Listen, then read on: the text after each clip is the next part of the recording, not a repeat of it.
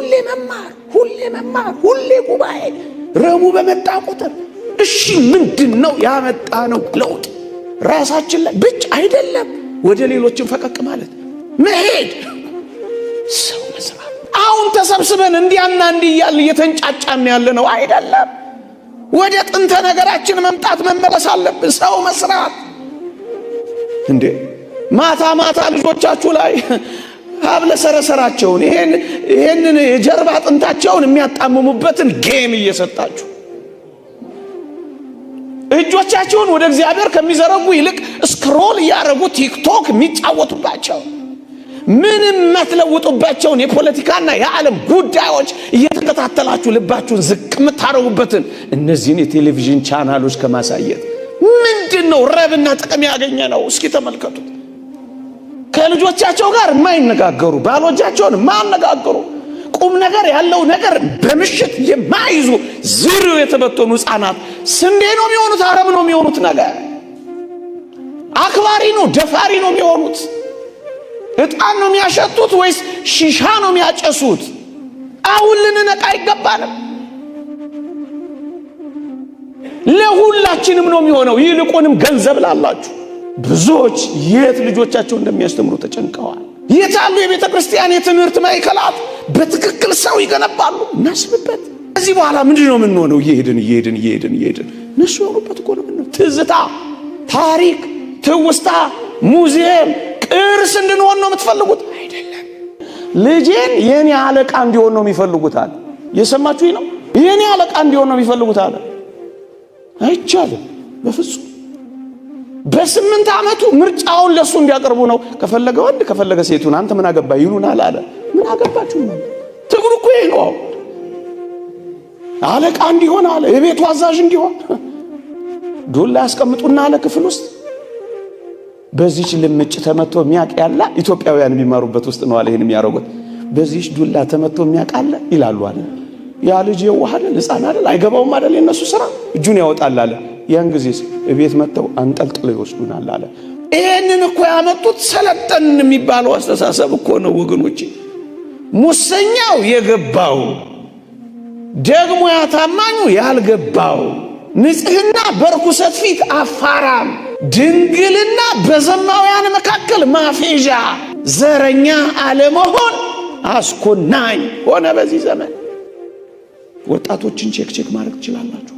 ጨዋ የነበረው ልጅ እኮ የሆነ ትምህርት ቤት ከገባ በኋላ ተበላሸብኝ፣ ሐሽሽ የጀመረው ዛ ነው ይሏችኋል።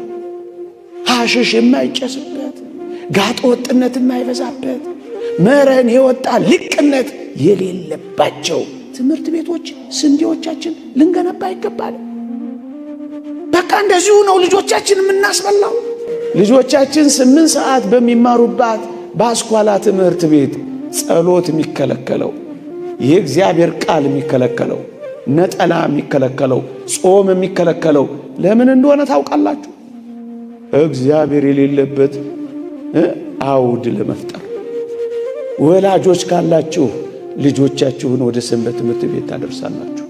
ሴቶቹን ይሰበስቡና አሉ አንቺ እኮ ብቻሽን ትችያለሽ፣ አንቺ እኮ ብቻሽን መኖር ትችያለሽ። ምን ያደርግልሻል ከባል ጋር አብሮ መኖር? ለምን የባል ተገዢ ትሆኛለሽ? ለምን ባልሽን ታከብሪያለሽ? ለምን ባልሽን ትሰሚያለሽ? ትችያለሽ ዩካን ይሏታል። ከዛ ጥላ ስትወጣ መደጎሚያ ይሰጧታል አለኝ ሲነግረኝ። የሰማችሁ እንዴት ታከብሪዋለሽ? እንዴት ለባልሽ ትተዘዣለሽ? መፈንቂያ እኮ ነው። በወንድ ስጋ አልተቀበርኩ በሴት እንደዚህ አልኖር የሚሉ ሳይሆን ለእኔ የተሰጠችኝ ናት ብሎ እግዚአብሔር የሰጠኝ ስጦታ ናት ብሎ ተንከባካቢ የሚሆን የዚያንም ወሬ የሰሙ ትዳራቸውን የሐሳብ መስጫ ሳጥን የሚያረጉ አረሞች ሳይሆን ትዳራቸውን የሐሳብ መስጫ ሳጥን ማረጉ ስንዴዎች እናብቅላ፣ ወጣቶች እናብቅላ፣ እጮኛሞች እናብቅላ። የታሉ የእጮኝነት ድህረ ቅድመ የስልጠና ማዕከላት የሉንም? ይሄንን በትክክል ሊመሩና ሊያስተዳድሩ የሚችሉ ካህናትና የካህናት ማሰልጠኛ ማዕከላት የሉንም? ይመጣሉ፣ ተክሊል እናረጋለን፣ እንዘምራለን፣ እንልካለን። ይጽኑ አይጽኑ፣ ይታገሱ አይታገሱ፣ ይለፉት አይለፉት መከራውን አናይላቸውም። በቃ ከጨሰ አቧራው ጨሰ አዳናቸው። ከዛስ ገባንና አስጨስናቸው። በቃ አለቀ። ይሄንን የሚከታተሉ የሚያበቅሉ ስንዴዎች ያስፈልጉናል። ስንዴዎች ያስፈልጉናል። የሚስታቸውን ቦታ በቴሌቪዥን የማይተኩ፣ የሚስታቸውን ቦታ በእናታቸው የማይተኩ፣ የባላቸውን ቦታ በጓደኛቸው ወሬ የማይተኩ ስንዴዎች እናብቅላ። ስንዴዎች እናብቅላ።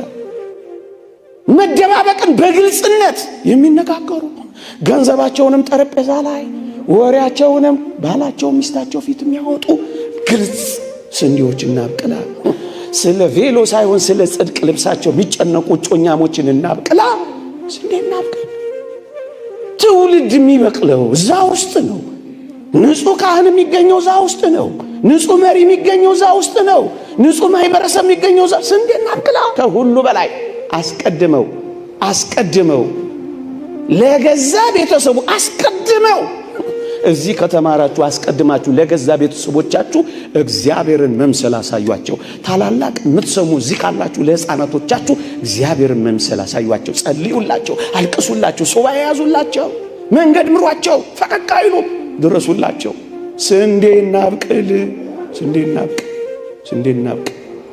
ራስ ወዳድ ያልሆኑ ባሎች እንዴ ስንዴዎች ነው የሚሆኑት።